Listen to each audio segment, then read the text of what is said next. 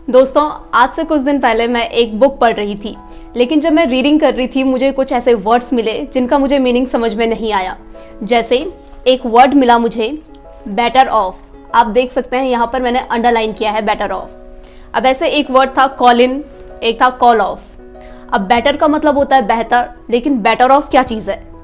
Call in, call का मतलब होता है कॉल करना, लेकिन कॉल इन का क्या मतलब होता है और कॉल ऑफ का क्या मतलब होता है? तो बेटर का मतलब होता है बेहतर, तो मैं इस सेंस में इसका मीनिंग ले रही थी कि शायद बेहतर ऐसा कुछ लिखा है। जब मैंने गूगल पर इसका मीनिंग सर्च किया तो इसका जो मुझे आंसर मिला, जो मीनिंग पता चला, वो मेरी एक्सपेक्टेशन से बहुत ही अलग था। बेटर ऑफ का मतलब होता है टू बी फाइनेंशियली स्ट्रांग, मतलब फाइनेंशियली अच्छी कंडीशन में होना। For example, only better off countries can send their probe to space, यानी कि जो कंट्रीज फाइनेंशियली स्ट्रांग है केवल वही अपने प्रोब्स स्पेस में भेज सकती है, बिकॉज इसमें बहुत ज़्यादा खर्चा आता है। ऐसे ही नेक्स्ट था यहाँ पर कॉल इन। कॉल इन का मतलब होता है इमरजेंसी में किसी चीज़ को बुलाना। जैसे इमरजेंसी में आप एम्बुलेंस बुलाते हैं तो इसे कैसे कहेंगे? Yesterday I called in the ambulance. और कॉल ऑफ का मतलब होता है किसी चीज़ को कैंसिल करना। For example, yesterday I called off the class because of my hectic schedule. So guys, इन्हें हम कहते हैं फ्रेज। तो आज के इस वीडियो में मैं ऐसे ही कुछ मजेदार फ्रेज आपके साथ शेयर करने वाली हूँ। So if you want to learn those phrase then make sure to watch this video till end. But before that, if you didn't subscribe our channel then make sure to subscribe our channel and do not forget to press the bell icon, because we work really very hard to make such informative videos for you. Now without any further delay, let's dive in today's topic. Friends, जैसे English में idioms होते हैं, same इस तरह से English में बहुत सारे फ्रेज भी होते हैं।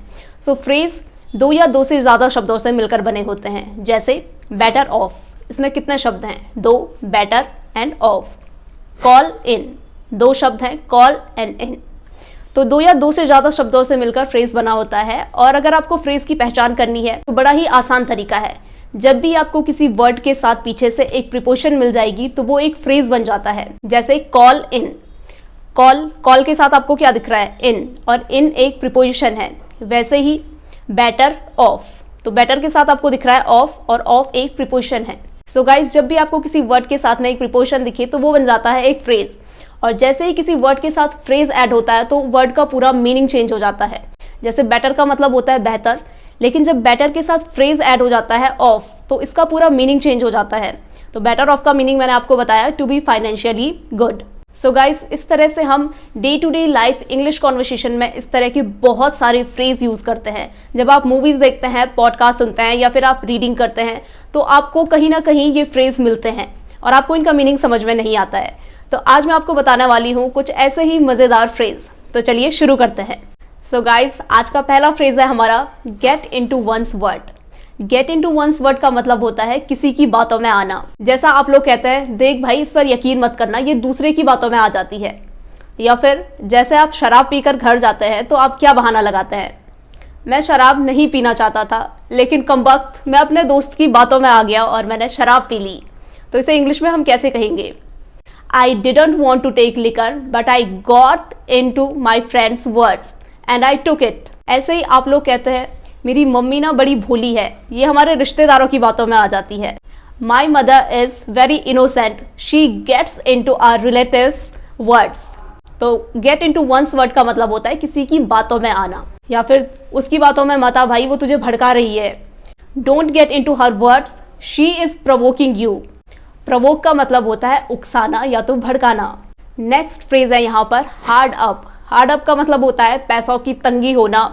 जैसा अक्सर आपके दोस्त जब आपसे पैसा उधार मांगते हैं तो आप क्या कहते हैं? मैं कंगाल हूँ आजकल, या फिर पैसों की तंगी चल रही है। तो इसे आप कैसे कहेंगे? I am hard up now a days. Next phrase है यहाँ पर हार्ड बाई। हार्ड बाई का मतलब होता है नज़दीक, यानी कि जब कोई चीज़ आपकी बहुत नज़दीक हो तो आप कह सकते हैं हार्ड बाई। जैसा अक्सर आपसे लोग पूछते होंगे कि पेट्रोल पंप कहाँ है या फिर एटीएम कहाँ है, तो आप कहते हैं नज़दीक है। तो आप इसे सेंटेंस में यूज़ कैसे करेंगे? The petrol pump is hard by. अब गाइज, आप यहाँ पर देख सकते हैं, जैसे ही किसी वर्ड के साथ प्रीपोजिशन ऐड हो जाती है तो वर्ड का पूरा मीनिंग चेंज हो जाता है। जैसे हार्ड का मतलब होता है सख्त या तो कठोर, लेकिन जैसे ही हार्ड के साथ बाई ऐड हो गया तो इसका पूरा मीनिंग चेंज हो गया और इसका मीनिंग हो गया नज़दीक होना। नेक्स्ट फ्रेज है यहाँ पर गेट ऑन। दोस्तों, जब आप बस में चढ़ते हैं, ट्रक में, ट्रेन में या फिर बाइक या स्कूटी में, तो इनमें चढ़ने या फिर इनमें बैठने को हम कहते हैं get on. For example, get on the bike, we are getting late. लेकिन गाइस, इन सबसे उतरने को हम इंग्लिश में क्या कहते हैं? इसे हम इंग्लिश में कहते हैं गेट डाउन। फॉर एग्जाम्पल, आपका बस स्टॉप आ गया है और आपको कहना है बस से उतरो, तो आप कैसे कहेंगे? Get down the bus. लेकिन गाइस, क्या हम जब कार में अंदर होते हैं, क्या हम तब भी गेट ऑन का यूज करते हैं? नहीं, उस समय हम एक अलग फ्रेज का यूज करेंगे। उस समय हम यूज करेंगे गेट इन का। तो सिर्फ और सिर्फ जब आप कार में अंदर होते हैं तो वहां पर हम यूज करते हैं गेट इन फ्रेज का, वहां पर आप गेट ऑन का यूज नहीं करेंगे। तो जैसे अगर आपको कहना हो कार में बैठ जाओ, तो how will you say it? Get in the car. और कार से उतरने को हम कहते हैं get out. You can say it like get out the car. दोस्तों, नेक्स्ट फ्रेज है यहाँ पर get rid of. Get rid of का मतलब होता है छुटकारा पाना। जब आप किसी चीज से बहुत ज्यादा परेशान हो जाते हैं और आप कहते हैं कि मैं इससे छुटकारा पाना चाहता हूं, तो वहां पर आप गेट रिड ऑफ फ्रेज का यूज करेंगे। फॉर एग्जाम्पल, मैं दवाइयां खाकर परेशान हो गई हूं, मैं इससे छुटकारा पाना चाहती हूं। I want to get rid of taking medicine. Second example है यहाँ पर, मैं गर्मी से छुटकारा पाना चाहती हूँ। I want to get rid of scorching heat. So guys, these were the phrases for the day. I hope आपको ये सारे फ्रेज समझ में आए हैं और आप ये सारे फ्रेजेस अपनी day to day life conversation में यूज करेंगे। जब हम लोग फ्रेज अपनी कॉन्वर्सेशन में यूज करते हैं, इससे हमारी जो लैंग्वेज है वो बहुत ज्यादा अट्रैक्टिव बनती है and we sound more like native English speakers. So guys, make sure to use all of these phrases in your day-to-day life conversation. So guys, that's it for today. Thank you so much for watching this video. If you found this video useful, then make sure to give it a like, share this video with your friends and with your family members, and do not forget to subscribe our channel. We will meet in next session. Till then, bye bye and keep learning.